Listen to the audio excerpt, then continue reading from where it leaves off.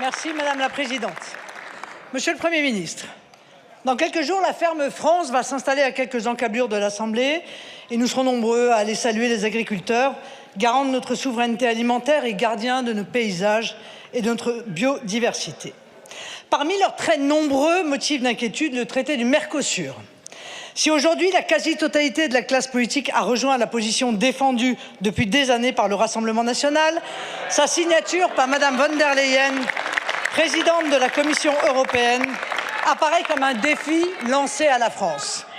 Cette même commission qui, voyant l'opposition à ce traité naître dans bon nombre de pays, dont la France, et sur l'insistance de l'Allemagne, envisage de contourner les volontés nationales en scindant l'accord en un volet commercial et un volet politique. Une telle scission aboutirait à éviter que les parlements nationaux n'aient à ratifier l'accord.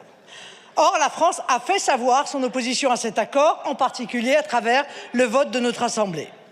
Il est donc temps, Monsieur le Premier ministre, de faire respecter la souveraineté du peuple français face aux technocrates bruxellois et d'engager le bras de fer à Bruxelles pour défendre la parole de la France, défendre la volonté du peuple de France et finalement défendre l'état de droit qui dispose que la souveraineté appartient au peuple, qu'il exerce par ses représentants et par la voie du référendum.